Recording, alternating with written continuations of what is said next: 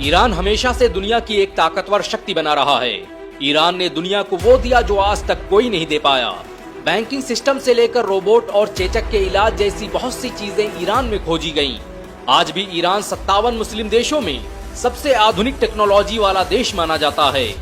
8वीं सदी से लेकर 13वीं सदी तक ईरान के वैज्ञानिक पूरी दुनिया पर छाए हुए थे।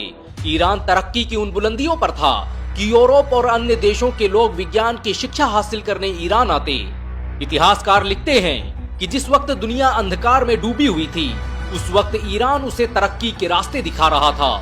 अमेरिका जिस वक्त नासा के बारे में सोच भी नहीं पाया था, उस वक्त ईरानी वैज्ञानिक ऑब्जर्वेटरी में बैठकर रिसर्च कर रहे थे। साइंस, लिटरेचर, आर्ट और इन्वेंशन के क्षेत्र में ईरान की कुर्बानियों और उसके योगदान को कभी भुलाया नहीं जा सकता। यहाँ तक कि आज हम मोबाइल में जिस बैटरी का इस्तेमाल करते हैं, इसकी खोज भी ईरान में की गई थी। ईरान पहला देश था जिसने बैटरी का निर्माण किया। जैसे जैसे वक्त गुजरता गया, इसी बैटरी को विस्तार देते हुए आधुनिक बैटरियों का निर्माण किया गया। जब दुनिया बैटरी के बारे में जानती भी नहीं थी, तब ईरान के मुसलमान इसका इस्तेमाल कर रहे थे। ईरान की ये पहली खोज नहीं थी, बल्कि इससे पहले 9वीं सदी ईस्वी में मूसा ब्रदर्स ने दुनिया के पहले गैस मास्क का आविष्कार किया था, जो आज भी इस्तेमाल किया जाता है।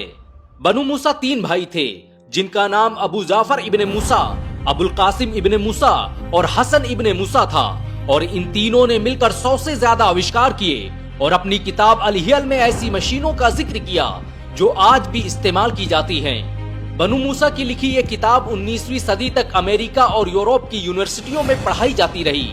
इस किताब में उन्होंने जिन 100 चीजों का आविष्कार किया था, उनमें से 25 तो आज भी इस्तेमाल किए जाते हैं।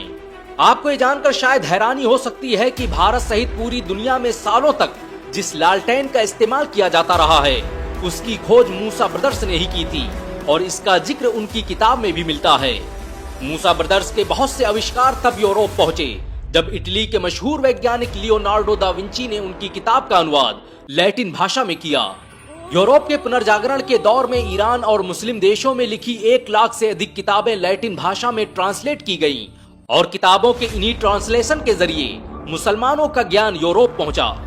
ईरान ही वो देश था जिसने दुनिया को सबसे पहली पवन चक्की दी। मुस्लिम वैज्ञानिक अल मसूदी ने अपनी किताब में हवा से चलने वाली एक ऐसी पवन चक्की का जिक्र किया जिसका इस्तेमाल बागों को पानी देने और दूसरे कामों में किया जाता था। आज बिजली को बनाने के लिए बड़ी बड़ी पवन चक्कियों का इस्तेमाल किया जाता है, लेकिन मुसलमान आज से 1000 साल पहले ईरान में इसका इस्तेमाल कर रहे थे। ईरान में ऐसे ऐसे वैज्ञानिक पैदा हुए जो न होते तो आज हम सैकड़ों तरह की दवाओं से महरूम रह जाते। मेडिकल इंडस्ट्री को खड़ा करने में मुसलमानों का बड़ा योगदान रहा।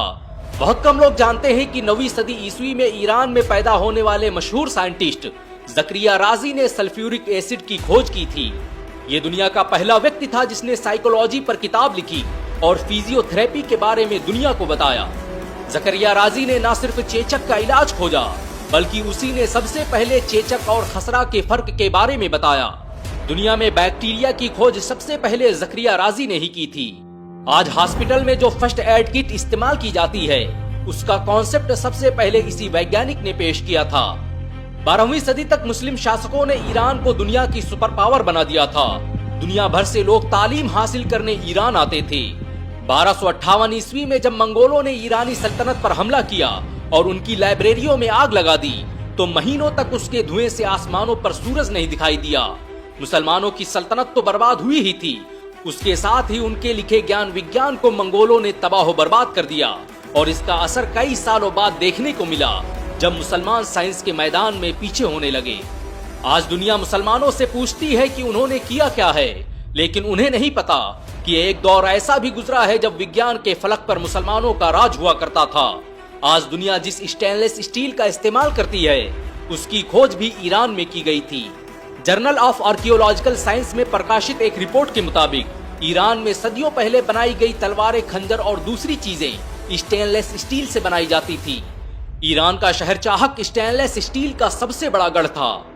ईरान की तरह ही दमिश्क के मुसलमान स्टेनलेस स्टील को बनाने की तकनीक जानते थे, और यही वजह है कि आज भी इतिहास के पन्नों में दमश्कश स्टील का जिक्र मिलता है, जिससे बनी तलवारों का कोई तोड़ नहीं था। अज़दुद्दौला, जिसने कभी ईरान पर हुकूमत की और जो मिडिल ईस्ट का सबसे ताकतवर बादशाह गुजरा है, उसने बगदाद में एक हॉस्पिटल का निर्माण करवाया था जो अपने वक्त का सबसे आधुनिक अस्पताल था। इस अस्पताल में कार्डियोलॉजी, सर्जरी, ऑप्थेल्मोलॉजी सहित अलग अलग डिपार्टमेंट मौजूद थे।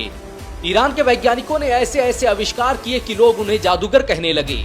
ईरान के मशहूर मुस्लिम वैज्ञानिक नसीरुद्दीन तूसी ने मरागा शहर में एक ऑब्जर्वेटरी बनाई थी जो अपने वक्त का सबसे बेहतरीन रिसर्च इंस्टीट्यूट था। जो लोग ऑब्जर्वेटरी के बारे में नहीं जानते उनके लिए आसान भाषा में कहा जाए तो ये एक तरह का रिसर्च सेंटर होता है जहां पर आसमान में होने वाली घटनाओं और सितारों का अध्ययन किया जाता है। नसीरुद्दीन तूसी ने इसी ऑब्जर्वेटरी में सबसे पहले मिल्की वे की खोज की थी। नसीरुद्दीन तूसी की ये लेबोरेटरी किसी नासा से कम नहीं थी। आज दुनिया विज्ञान सीखने के लिए चीन जाती है, लेकिन तब चीन के लोग फिजिक्स, केमिस्ट्री, मैथ और एस्ट्रोनॉमी पढ़ने के लिए मरागा आते थे। दुनिया हैरान है कि ईरान ने उस दौर में ऐसे आविष्कार कैसे कर लिए जिनके बारे में कोई सोच भी नहीं सकता था। आज हम जिस अलजेब्रा का इस्तेमाल कर रहे हैं उसकी खोज एक ईरानी वैज्ञानिक मूसा अल ख्वारिज़मी ने की थी। मूसा अल ख्वारिज़मी ने मैथ पर एक किताब लिखी जिसका नाम अलजब्र वल मुकाबला रखा गया और यही अलजब्र शब्द बिगड़कर अलजेब्रा बन गया। आज कौन इंसान है जो स्कूल गया हो और उसने अलजेब्रा न पढ़ी हो। यहाँ तक कि अंग्रेजी भाषा में जो एल्गोरिथम शब्द है वो अल ख्वारिज़मी के नाम का ही बिगड़ा स्वरूप है। आज दुनिया जिन ईंटों का इस्तेमाल करके बड़े बड़े घर तामीर कर रही है उन ईंटों की खोज भी ईरान में की गई थी। दुनिया के मशहूर आर्कियोलॉजिस्ट रोमन ग्रिशमैन के मुताबिक आधुनिक ईंटों को बनाने की कला का आविष्कार ईरान में ही किया गया था। यहाँ तक कि दुनिया में सबसे पहले बेहोशी की दवा ईरान में ही बनाई गई। ईरान में जन्मे अबू रेहान अल बैरूनी ने इतिहास में पहली मर्तबा जमीन से सूरज की दूरी का पता लगाया। महमूद गजनवी ने जब ईरान को फतेह किया तो अल बैरूनी उनके साथ गजनी चले गए। उन्होंने बगैर किसी आधुनिक तकनीक के धरती की रेडियस का पता लगाया जिसे देखकर आज के वैज्ञानिक भी हैरान हैं। भारत के इतिहास पर लिखी पहली किताब किताबुल हिंद अल बैरूनी ने ही लिखी थी। अल बैरूनी की योग्यता और विज्ञान में दिए गए उनके योगदान को देखते हुए चांद के एक गड्ढे का नाम उनके नाम पर रखा गया। ईरान के मुसलमानों ने दुनिया को बहुत सी चीजें दी। दुनिया का पहला मेडिकल इंसाइक्लोपीडिया ईरान के वैज्ञानिक इब्ने सीना ने लिखा था जिसमें हजारों बीमारियों का इलाज मौजूद है। इसी ईरान में जन्मे जाबिर बिन हय्यान ने तेजाब की खोज की थी। तेजाब खुद एक फारसी शब्द है जिसका मतलब होता है एक ऐसा पानी जो सब कुछ जला दे। जाबिर ने एक ऐसे तेजाब का भी आविष्कार कर लिया था जिससे सोने को भी पिघलाना मुमकिन था। जाबिर बिन हय्यान ने नाइट्रिक एसिड, आर्सेनिक, फास्फोरस और क्लोरिक एसिड की खोज की जो आज पूरी दुनिया में इस्तेमाल किए जाते हैं। आज हम लोहे को जंग से बचाने के लिए जिस वार्निश का इस्तेमाल करते हैं उसकी खोज जाबिर बिन हय्यान ने ही की थी। दुनिया का पहला आर्टिफिशियल दिल ईरान के वैज्ञानिक तोफी मुस्सीवंद ने बनाया था। ईरान की तरक्की का अंदाजा इसी बात से लगाया जा सकता है कि सिर्फ 2008 में ईरान में 9,570 से अधिक नई चीजें खोजी गईं। ग्लोबल इनोवेशन इंडेक्स की रैंकिंग में ईरान 67वें स्थान पर पहुंच चुका है। ईरान में आज 400 से अधिक मेडिकल रिसर्च फैसिलिटीज चल रही हैं जो बताती हैं कि आने वाला समय ईरान का है। ईरान अकेला देश है जिसे अमेरिका और इजराइल अपने खतरे के रूप में देखते हैं क्योंकि उन्हें पता है कि ईरान के मुसलमान बेदार हुए तो वो दुनिया का इतिहास बदल कर रख देंगे। ईरान को अगर 57 मुस्लिम देशों का साथ मिल जाए तो वो दुनिया की सबसे बड़ी सुपर शक्ति बन सकता है। ये वीडियो उन लोगों के मुंह पर तमाचा है जो कहते हैं कि मुसलमानों ने विज्ञान के क्षेत्र में किया ही क्या है। वैसे ईरान के बारे में आपके क्या विचार हैं नीचे कमेंट में जरूर बताएं। अगर आपको ईरान की कामयाबी पर गर्व महसूस